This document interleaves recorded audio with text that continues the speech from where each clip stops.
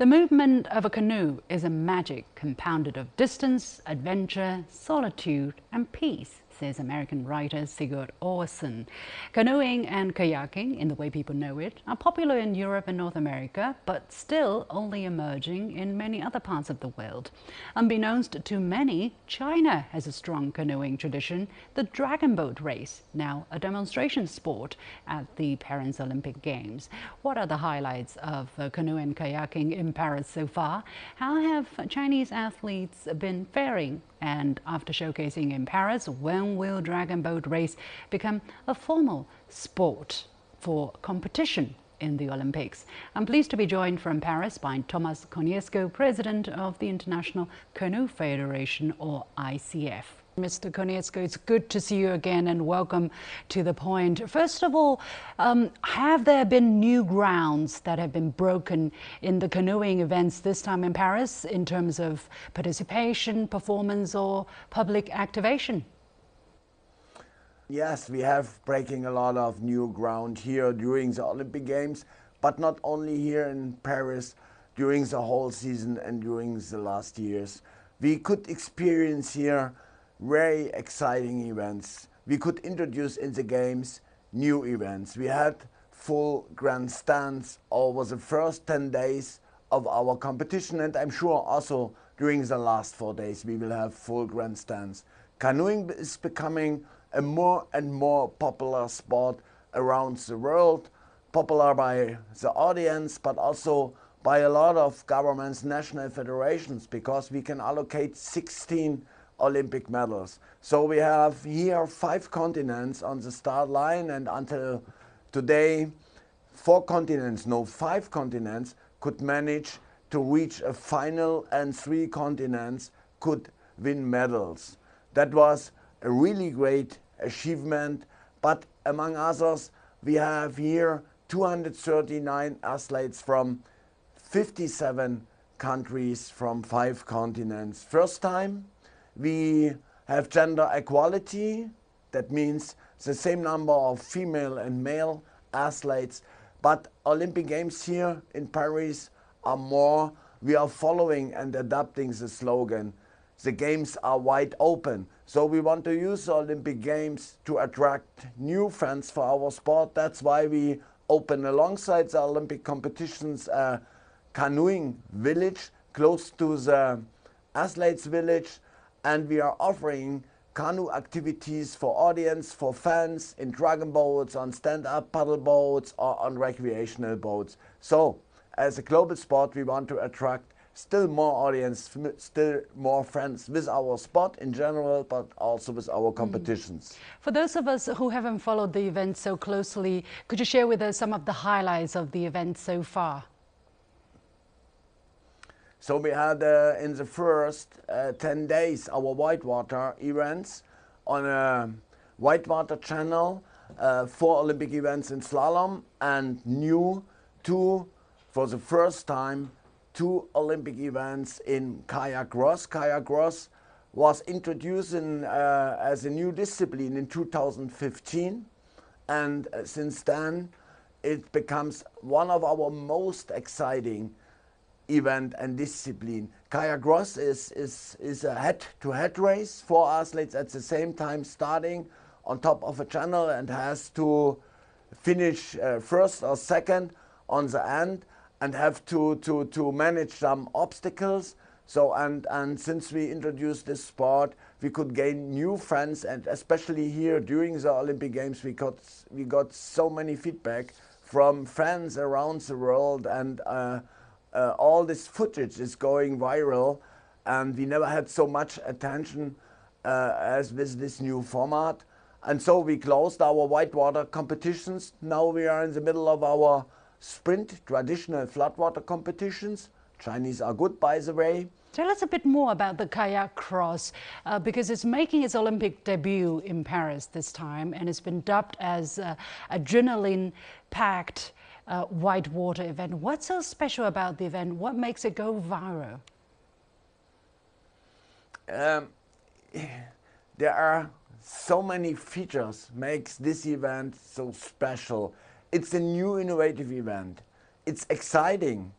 it is easy to understand for spectators. If there one is randomly switching and watching, he will stay and remain watch this event because he can understand how the rules are working, so he can understand what's going on, and so we can capturing a lot of new fans and audiences. Of course, head-to-head races are sometimes unpredictable, but this is part of the show, and idea was to develop an event which is more a show and a combination of skills which athletes need to manage whitewater, but also to deliver unexpected show for audiences.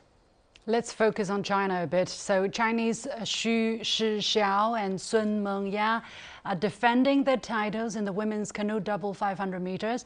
They have advanced to the semifinals by now, and Chinese men's team Liu Hao and Ji Bo-wen have gone into the semifinals as well, and they clocked their Olympic best.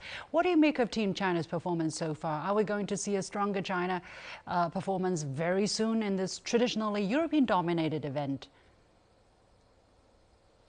I don't think it's right to say our events are still European dominated. Of course, you are right. A couple of years ago, most of the medals went to European countries.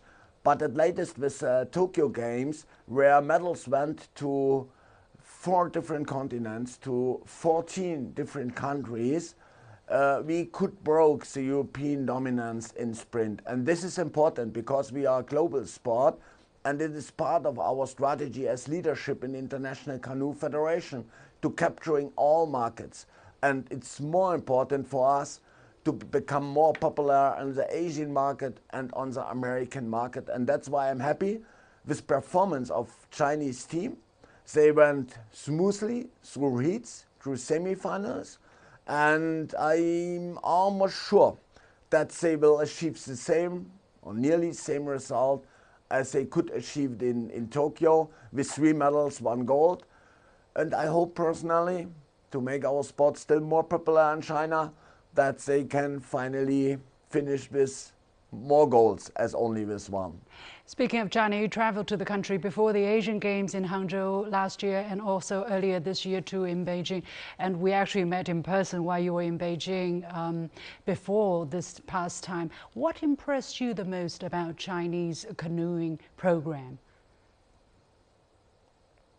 So Chinese young generation of paddlers are capturing a lot of attention across the world's paddling community, because China is developing grassroots programs to encouraging new young paddlers in almost all provinces, and that's already paid off. For example, recently I went to Junior World Championship in Plovdiv, and China could finish first in the medals table of the junior category with 6 gold medals. And so I'm sure that future for Chinese paddlers looks very strong. And that's why we are traveling so often to China to develop together with CCA, Chinese Canoe Associations, programs to make our sport still more popular. But it's not only directed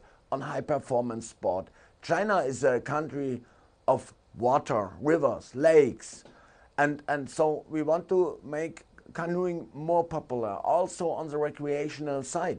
I know that more and more Chinese doing individual sport, jogging, cycling, and we want to encourage more to start with paddling. And if more people paddling on a recreational level, we will have more young talents which want to do it on a high performance level.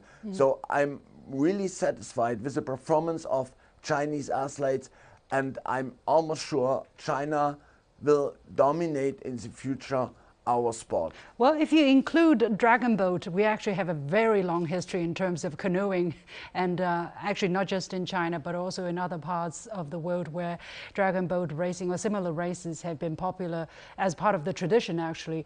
And I know that dragon boat racing is also part of the demonstration event in Paris. It made its debut 3 years ago in Tokyo. So many Chinese are asking, what are the chances of Dragon Boat becoming a competition, an official competition event during the Olympics? Could you shed some light on that?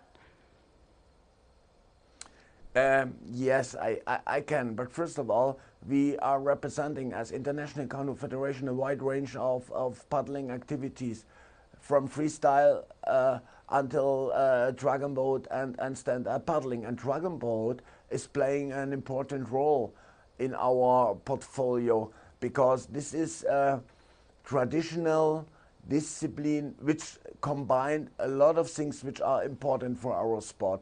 It's not only the performance, it's also part of the culture to doing sport together in a traditional boat, to experience paddling together.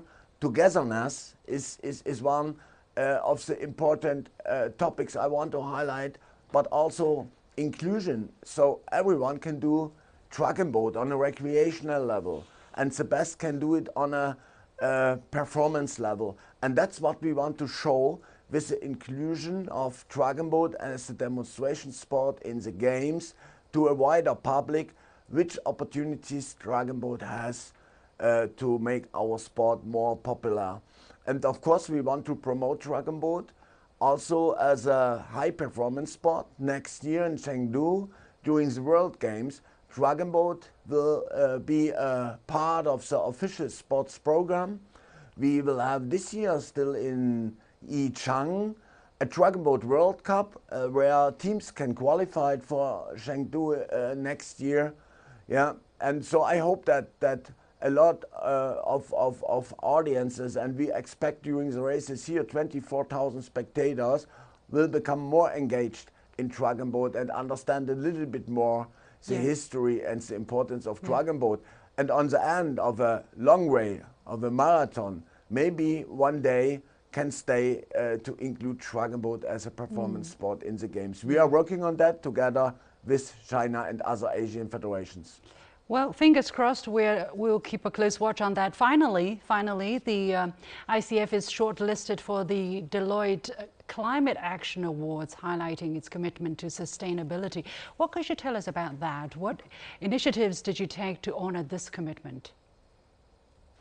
You know, we are a sport who's directly impacted by climate change.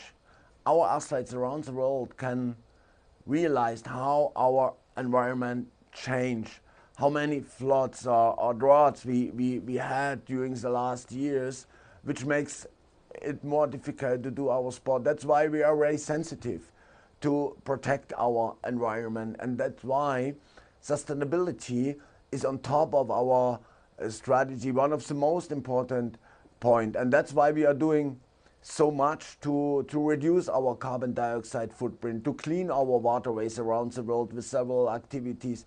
That's why we are working together, for example, with Alibaba Cloud, which will help us to measure the carbon dioxide footprint of our sport and our competition. And that's why we apply to the Deloitte Climate Award, supported by the IUC, with one of our projects to measure and to reduce the impact of our competitions and to introduce measures to achieve that. And we are very happy that IUC and Deloitte announced that we are shortlisted as International Canoe Federation for this award. Thomas Konietzko, President of the International Canoe Federation, or ICF. With that, we come to the end of this edition of The Point with me, Liu Xin. As always, you can follow me on Facebook and X using the handle Liu Xin in Beijing. On behalf of the whole team, thank you for watching. You've got The Point.